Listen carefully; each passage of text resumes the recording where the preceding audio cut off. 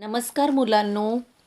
तर मुलांनो, आपण व्युत्पत्ती कोश बघत आहोत.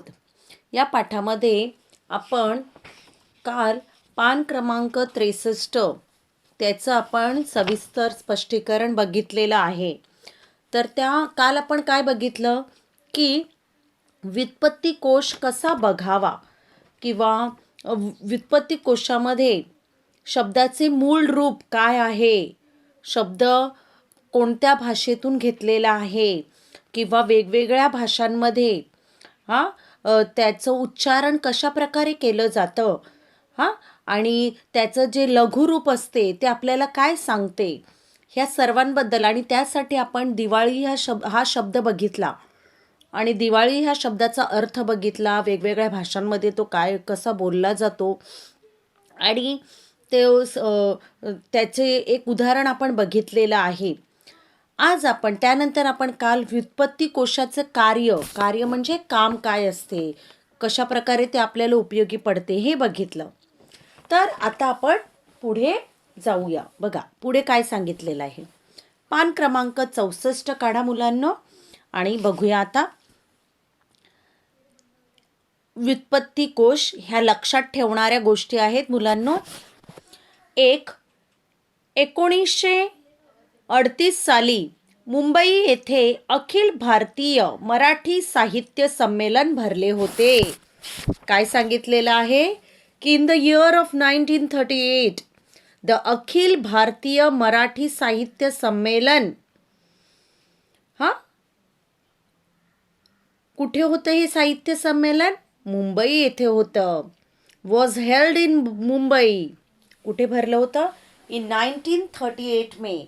मराठी का जो साहित्य सम्मेलन, लिटरेचर का जो सम्मेलन रहता है वो मुंबई में भरा हुआ था. सेकंड वन, स्वातंत्र्यवीर सावरकर या संमेलनाचे अध्यक्ष होते. Veer Savarkar was the president of the conference that year. Veer Savarkar. तिसरा मुद्दा आहे, व्युत्पत्ती कोश रचनेचे कार्य हाती घ्यावे असा ठराव या संमेलनात मंजूर करण्यात आला. काय सांगितलं की उस समय 1938 में उन्होंने ऐसा ठराव या प्रपोजल पास किया कि मराठी के लिए हम लोग डिक्शनरी बनाएंगे, व्युत्पत्ति कोश या इटमोलॉजिकल डिक्शनरी, और ये काम हाथ में लेना चाहिए क्योंकि वहाँ पे बहुत सारे मराठी के राइटर, फेमस साहित्यिक बैठे थे. The proposal was passed to commence the work of creating the etymological dictionary. Number 4 आहे, कृपा कुलकर्णी यांच्यावर या कार्याची जबाबदारी सोपवण्यात आली. श्री कृपा Kulkarni was given the responsibility of this work. 5वा मुद्दा आहे, बॅरिस्टर मुकुंदराव जयकर यांच्या आर्थिक सहकार्यामुळे व श्री दाजीसाहेब तुळजापूरकर यांनी पुरस्कृत केल्यामुळे व्युत्पत्ती कोश निर्मितीस भरीव मदत झाली. देखो, आर्थिक सहकार्य मीन्स फाइनेंशियल हेल्प किन्होंने की? बॅरिस्टर मुकुंदराव जयकर आणि श्री दाजीसाहेब तुळजापूरकर यांनी पुरस्कृत, उन्होंने भी हेल्प की. और इन 1946 साली या मराठी व्युत्पत्ती कोशाचे पहिले प्रकाशन झाले. 1946 finally the first Marathi etymological dictionary was published by the end of 1946. मतलब इतने सालों की मेहनत के बाद मराठी व्युत्पत्ति कोश की निर्मिती हो गई. ओके बच्चों, तो ये है आपकी मराठी व्युत्पत्ति कोश की हिस्ट्री.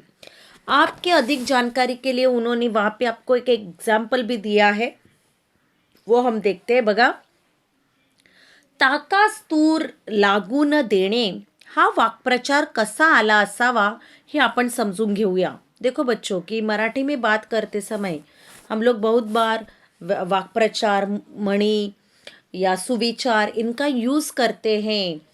तो ये सुविचार कैसे आया होगा? जैसे उसके बारे में एक एग्जाम्पल दिया है. बघा काय सांगितलेलं आहे. शाळेत नाटक बसवले जाणार होते. स्कूल में एक ड्रामा बैठने वाला था या बिठाने वाले थे.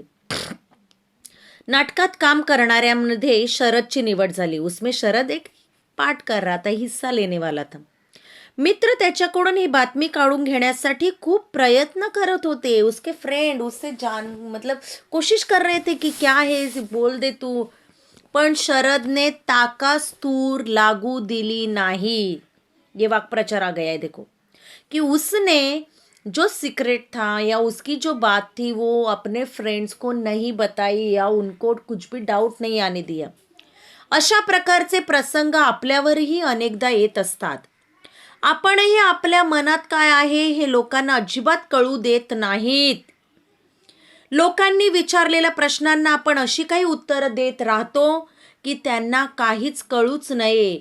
लोकही मग म्हणतात, अरे हा अगदी ताकास तूर लागू देत नाही.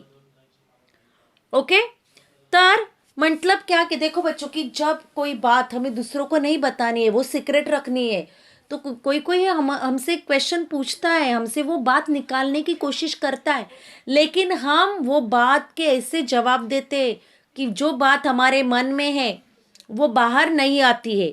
तब हम यूज कर सकते हैं कि ताकास तूर लागू देत नाही, मतलब कुछ भी हिंट नहीं दे रहा है.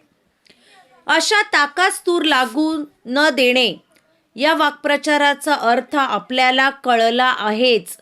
कोशातही त्याचा अर्थ, कोशा मतलब डिक्शनरी में क्या मीनिंग दिया है देखो, एखाद्या गोष्टीचा दुसऱ्यास बिलकुल थांग लागू न देणे, बिलकुल पता न चलना.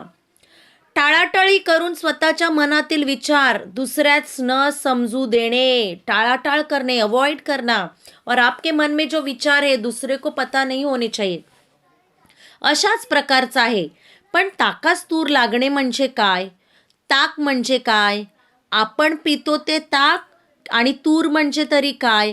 आपल्या मराठी लोकांच्या जेवणात ज्या तुरीच्या डाळीचं वरण असते ते तूर नावाचं धान्य की काय? ताकाचा आणि तुरीचा संबंध येतो तरी कुठे? येथील शब्द ताक नसून ताका असा आहे. देखो बच्चों, वो ताक नहीं है जो पीने वाला ताक, छाछ हम लोग पीते हैं वो नहीं है, ताका आहे, वो शब्द है ताक.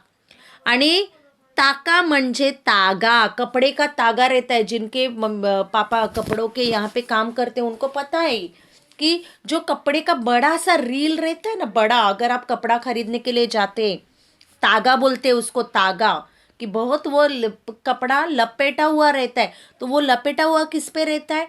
जिस तरह से हम लोग पतंग उड़ाते समय हम लोग मांझा जो लपेटते हैं, रील मांझा मतलब जो धागा जिसे लपेटते हैं वो रील, वैसे ही ये कपड़ा जो रहता है ये कहाँ पे रहता है? ये तागा तूर बोलते हैं. वो लकड़ी का वो मटेरियल, लकड़ी रहती है और लकड़ी को ये मटेरियल लपेटा हुआ रहता है. तागा म्हणजे तागा. तागाचा अर्थ मराठी व्युत्पत्ती कोश कुलकर्णी यांनी एक नवा अखंड मतलब कापडाचा गठ्ठा, कापडाचा तो गठ्ठा असतो, अखंड मतलब सलग, काटा हुआ नहीं रहते, किंवा विणकराच्या मागावरील संबंध न फाडलेले.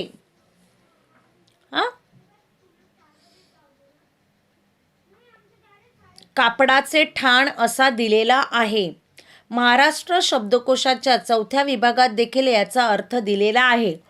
आता बघा, ताका म्हणजेच तागा, मागावरील संबंध न फाडलेले कापड इत्यादींचे, की ते कापड फाडलेले नाही आहे, तागा म्हणतात आपण त्याला.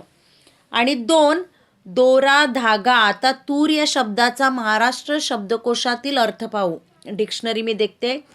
तूर म्हणजे एक प्रकारचं द्विदल धान्य, हा एक अर्थ आहे. पण या शब्दाला दुसराही असा अर्थ आहे की तूर विणलेले वस्त्र ज्या लाकडाभोवती गुंडाळले जाते, जिस लकड़ी पे वो लपेटते हैं कपड़ा, उसे तूर भी बोलते हैं. तूर का एक मीनिंग है, तूर एक दाल है, उसे भी तूर बोलते हैं. और ये मीनिंग भी है, मतलब शब्द एक, और अर्थ क्या है, अलग अलग है. कोष्ट्याची दांडी. कृपा कुलकर्णी यांनी आपल्या मराठी व्युत्पत्ती कोशातच तूरचा असाच अर्थ दिलेला आहे. तूरबद्दल असंच अर्थ सांगितलेला आहे. तर ताका किंवा तागा आणि तूर या शब्दाचे आपल्याला नेहमी माहीत असलेले अर्थ न घेता इथे मतलब देखो, आप अगर शब्दशः या उस शब्द का मीनिंग लेंगे कि आपको लगेगा ताक, ताक मतलब पीना, तूर मतलब चावल, दाल, तो ऐसा मत सोचो. उस शब्द के अलग भी अर्थ है. ताका किंवा तागा हा वास्तविक तुरेवर म्हणजेच लाकडाभोवती गुंडाळला जायला हवा, पण ताकाचा तूर नामक वस्तूशी संबंधच येऊ द्यायचा नाही. ताका व तूर यांचा संबंध टाळायचा, म्हणजे कापड ज्या लाकडाभोवती गुंडाळायचे ते लाकूड याचा संबंध टाळायचा. म्हणजे जे काम खरोखर अपेक्षित असते, व्हायला हवे असते, होणे रास्त असते, तेच मुद्दाम होऊ द्यायचे नाही याचा अर्थ आहे. देखो कि वो जो तागा है वो उस तूर को लपेटना चाहिए, गुंडाळलं पाहिजे, पण त्याचा आणि त्याचा एकमेकांचा संबंधच येऊ द्यायचा नाही. वो जो काम है वो नहीं होने देने का, इसे बोलते हैं ताकास तूर लागू न देने. मतलब उन दोन चीज़ों को एक साथ नहीं आने देने, या जो हमारा सीक्रेट है या हमारे जो विचार है वो दूसरों तक नहीं पहुंचा देना. तो बच्चों, आपको ये लेसन अच्छी तरह से समझ में आया होगा. आपको इस लेसन के नीचे पेज नंबर 65 पे जो कृति है वहाँ पे आपको 3 क्वेश्चन पूछे गए हैं. तो ये तीनों क्वेश्चंस आपको अच्छी तरह से आपके नोटबुक में लिखने हैं. Thank you so much.